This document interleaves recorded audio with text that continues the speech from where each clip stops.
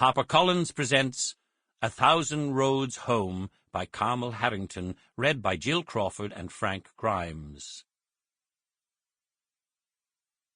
There are 1,000 ways to kneel and kiss the ground. There are 1,000 ways to go home again. Rumi.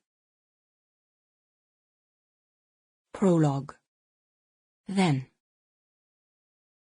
Ruth fastened the seatbelt around her newborn son's car seat. She tugged it twice to double-check it was secure. Little DJ puckered his lips and smiled as he chased his dreams, the way babies do.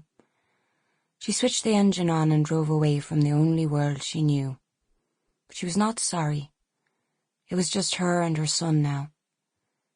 Whilst there was fear, there was excitement too. It was time for a new beginning. She looked in the rear-view mirror to ensure her sleeping son was as he should be. She would do this many times until they arrived at their new flat in Dublin. Ruth Wilde had always been a person with obsessions.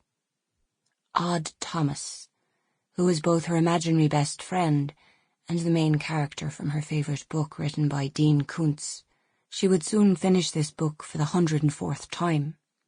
Westlife, her #1 favourite band, whose song, Flying Without Wings, helped her drown out the white noise and anxiety whenever it threatened to overcome her.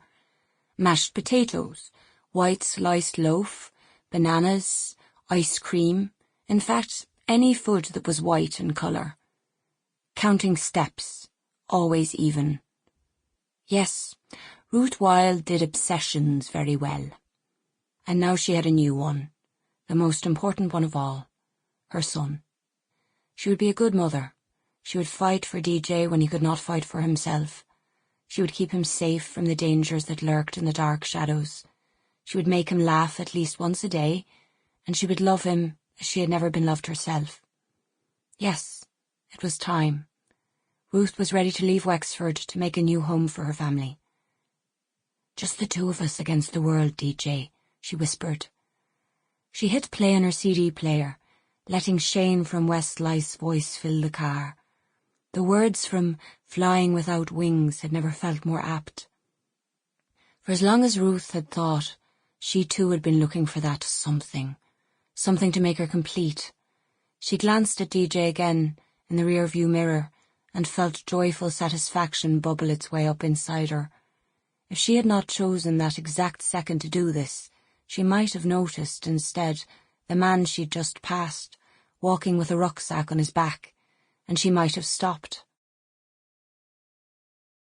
Tom did not notice the red car pass him by either, as he walked along the estuary road towards the N11. His head was full of the warnings his friend Ben had made earlier. They nipped and taunted him, whirling around in his brain, tangling everything up, until he could no longer make sense of anything.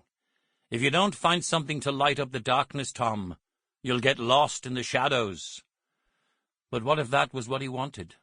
Tom didn't believe he would ever feel peace again. He was bone-tired from weeks of sleepless nights. Despite this, he kept on walking, putting one foot in front of the other. His pace was steady, and a few hours later he arrived in the town of Enniscorthy. Tom's feet were beginning to protest about the long walk. A throb in his right little toe and left heel set up residence. He welcomed the pain. He walked over the Seamus Rafter Bridge, leaving the banks of the River Slaney behind him. He glanced at Enniscorthy Castle on his right and then made his way towards Main Street. It was late, the last of the daylight now swallowed up by the night. He didn't plan to end up here, but somehow he'd found himself in the grounds of St. Aidan's Cathedral. He walked to a small clearing in the shadow of the big church, and sat down, his back against the cold stone wall. For in that sleep of death what dreams will come? That's what Shakespeare had written. Tom hoped he was right, because if so, Cathy was living the life they had dreamed they would have, the life that had been cruelly snatched from them. Wouldn't that be something? Close your eyes. Cathy? Yes, my love. Are you here? Remember what I told... Sample complete. Ready to continue?